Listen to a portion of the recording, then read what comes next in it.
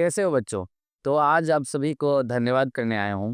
अ, आप सभी से मिलकर के बहुत अच्छा लगा। मैंने बहुत सारे स्कूल में आपके साथ किया। आप लोग से मिला और रूबरू हुआ। बहुत सारे बच्चों का प्रश्न भी आया है हमारे पास। मैं कुछ इंसिडेंट आपके साथ शेयर करना चाहूँगा, ख़ास करके तब जब हम केसरिया हाई स्कूल में थे। केसरिया हाई स्कूल में एक बहुत ही क्यूट सा बच्चा आता है हमारे पास और उसका नाम मुझे नहीं ध्यान है, लेकिन वो आता है और मुझसे पूछता है कि सर क्या मैं आईएएस बन सकता हूँ? मुझे ये प्रश्न बहुत ही सुनकर के अच्छा लगा और जबकि हम उससे मात्र 2-3 मिनट मिले थे और उसके क्लासरूम में गए थे और क्लासरूम में मिलने के बाद वो हमसे प्रश्न बोलता है। तो हमें लगा कि अगर हम अपने जीवन में एक बच्चे के जीवन भी बना सकते हैं, अपने पूरे जीवन काल में अगर एक बच्चों की लाइफ भी अगर हम सुधार पाएँ तो शायद हमारा जीवन सफल रहेगा।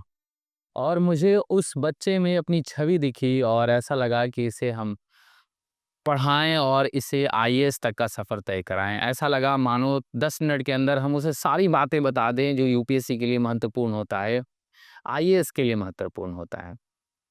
तो केसरिया हाई स्कूल अपने आप में एक बेहतरीन एडमिनिस्ट्रेशन से गुज़र रहा है, वो बहुत ही अच्छा स्कूल है और उसमें बच्चे वेल डिसिप्लिन्ड भी हैं। एक बच्चे का इंसिडेंट हमने आपको सुनाया। वहीं सेकंड राजपुर +2 हाई स्कूल में हम जब जाते हैं और क्लास 9th में एक बहुत अच्छा इंसिडेंट हमारे पास आता है।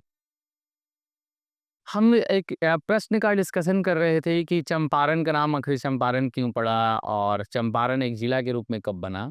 तो मुझसे एक मिस्टेक हो जाता है और मैंने वो जो ईयर है वो 1901 हम बताते हैं।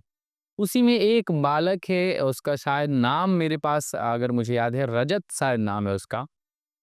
तो रजत मुझे कॉल करता है और कॉल करके बोलता है कि सर आपने जो बताया था वो आपने गलत बताया था। मुझे काफ़ी अच्छा लगा कि ये जो बच्चा है राजपुर हाई स्कूल में पढ़ रहा है, क्लास 9th का वो बच्चा है और इस तरह की चीज़ें वो रखता है कि वो टीचरों से डिबेट कर सकता है, टीचरों से प्रश्न उत्तर कर सकता है, टीचर अगर गलत बता रहे हैं तो वो चीज़ें बता सकता है। तो ये बच्चे के अंदर काफ़ी ज़्यादा पोटेंशियल था। हमें उससे मिल कर के काफ़ी अच्छा लगा। बाद में फिर वो हमें मिला एक जगह पर और मुझे पहचान गया कि सर आप हमारे स्कूल में आए थे और हमसे मिले थे, तो काफ़ी अच्छा लगा। तो ये जो जर्नी है हमारा राजपुर हाई स्कूल में, राजपुर हाई स्कूल से बहुत से बच्चे हमारे पास कमेंट भी किए हैं, बहुत से बच्चों को जानकारी भी है। हम उस पे एक बार चर्चा बाद में करेंगे कि क्या बच्चों का प्रश्न रहा है, कौन-कौन से बच्चा है हमारे पास। राजपुर हाई स्कूल अपने आप में एक यूनिक हाई स्कूल है। वहाँ पर 7th का बच्चा भी काफ़ी ज़्यादा एक्टिव है, 9th का बच्चा भी काफ़ी ज़्यादा एक्टिव है और एक चीज़ हमें जो देखने को मिला राजपुर हाई स्कूल में कि बहुत से बच्चे ऐसे हैं जो डेली क्लास आ रहे हैं और इसका पूरा श्रेय हम देंगे वहाँ के टीचरों का, वहाँ के जो शिक्षक हैं और वहाँ के जो अभिभावक हैं, वो अपने बच्चों के प्रति काफ़ी ज़्यादा सजग हैं।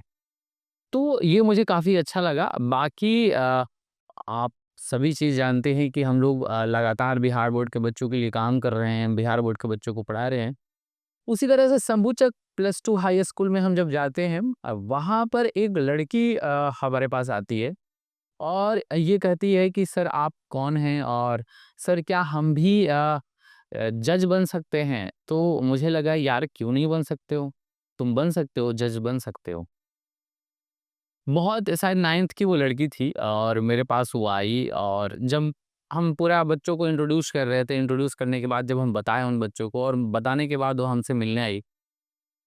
मिलने आने के बाद वो हमें बताती है कि सर क्या मैं जज बन सकती हूँ? क्योंकि मुझे गाँव में बहुत से लोग ताना मारते हैं और बोलते हैं कि इतना पढ़ती हो क्या जज बन जाओगी? तो अच्छा लगा कि शंभूचक एक जो हमारा मोतिहारी का एक जगह है, स्कूल है और उसमें इस प्रकार के बच्चे सोच रहे हैं और हम उनकी सोच में अगर एक दिशा दे दें तो शायद ये एक परिवर्तन की तरफ रहेगा और बहुत ही ज़्यादा हमारे लिए एक सफल रहेगा। तो शंभू का जर्नी हमारे पास ये रहा। साथ ही साथ अगर हम जो खुखरा मिडिल स्कूल में हम जब जाते हैं, वहाँ पे बहुत छोटे-छोटे बच्चे हैं, अभी एग्ज़ाम का माहौल है और मिडिल स्कूल है खोखरा। खोखरा में छोटे-छोटे बच्चे एक ही साथ पढ़ाया जा रहा था उनको क्लास 6, 7, 8 तमाम बच्चे एक ही जगह पे बैठे हुए थे एक क्लासरूम में। और जब हम उनके साथ मिलते हैं तो वहाँ थोड़ा-सा मुझे लगा कि यार अभी बच्चों को पता ही नहीं है कि यूपीएससी क्या है, बच्चों को पता ही नहीं है आईएएस क्या होता है। बच्चों को एक बेसिक जानकारी नहीं है, तो यहाँ से मुझे ऐसा लगा कि यहाँ टीचर और पेरेंट्स दोनों को अवेयर होने की ज़रूरत है, दोनों को बताने की ज़रूरत है ताकि बच्चों के अंदर सारी जानकारी मिले। ये मिडिल स्कूल है, अभी 8वीं तक का ये स्कूल है। तो हम ये मान के चलते हैं कि आगे चल कर के बच्चे अपने जीवन में सुधार करेंगे। बहुत ही कम बच्चों का अटेंडेंस भी था, जब हम उसको स्कूल में गए थे और मिले थे, लेकिन बच्चे काफ़ी ज़्यादा और एक अच्छा लगा मुझे जब खोखरा में हम थे उस स्कूल में, लड़कियों की संख्या लड़कों की अपेक्षा ज़्यादा है उस स्कूल में। तो ये तो मुझे हाँ, सारे स्कूलों में ये देखने को मिला लेकिन एक अच्छा लगा कि लड़कियों का प्रतिशत जो है, वो लगातार बढ़ रहा है। लड़कियों का जो प्रतिशत है शिक्षा के क्षेत्र में लड़कियों की जागरूकता जो है और इसके लिए हम बिहार सरकार का और भारत सरकार का भी धन्यवाद करेंगे। ताकि इसमें काफ़ी ज़्यादा योगदान उन लोगों का है और इससे लड़कियों का प्रतिनिधित्व बढ़ रहा है हमारी शिक्षा में। तो ये अच्छा रहा।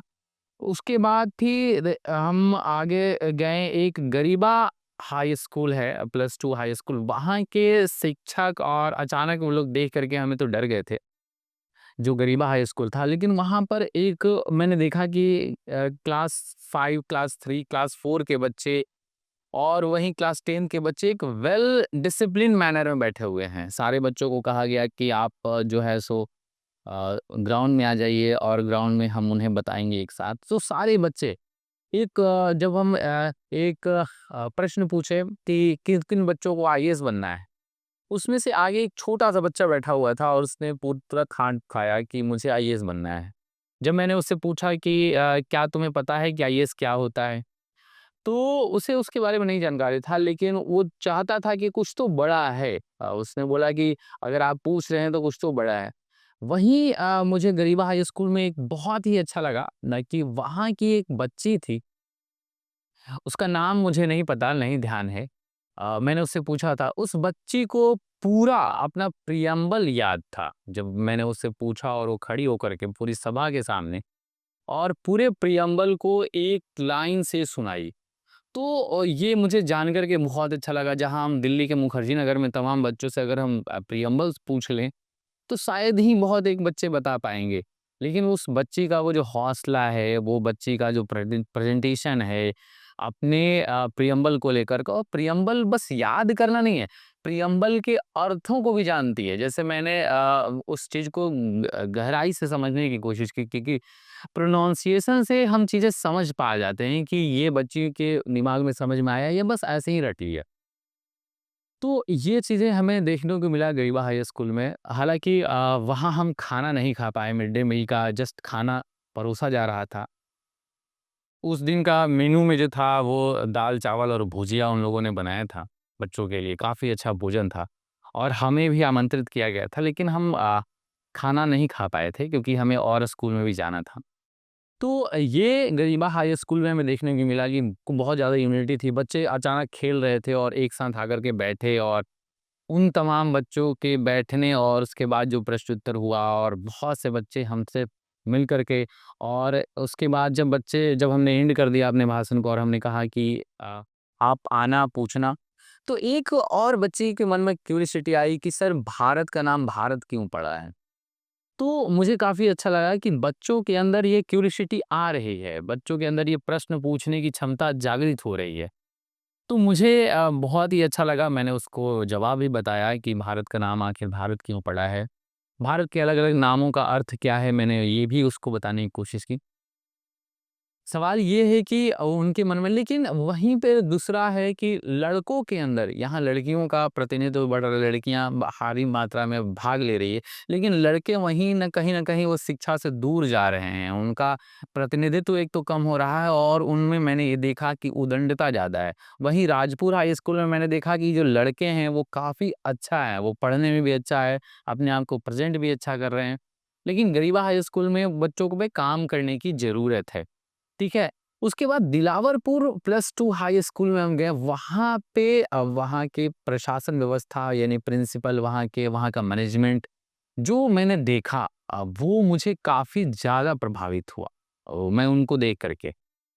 जिस तरह से वहाँ पे लगभग बहुत बच्चे थे, बहुत सारे बच्चे थे वहाँ बैठे हुए थे और उनमें से जो बच्चे थे वो तमाम लाइन में लग गए और बैठ गए तुरंत और हमारे जो हमने उनको बताया वो लोग सीखे और सीखने के बाद वो लोग हमसे जुड़ने की कमिटमेंट भी किए और हमसे जुड़ेंगे भी इस बात के लिए। वहाँ पे एक यूनिक आया कि जब मैंने उनसे पूछा एक बच्चे से वहाँ एक प्रश्न उत्तर चल रहा था। प्रश्न उत्तर में मैंने एक प्रश्न पूछा कि क्या आप जानते हैं कि यहाँ का विधानसभा क्षेत्र कौन-सा है? क्या आपको पता है यहाँ के लोकसभा सांसद कौन हैं?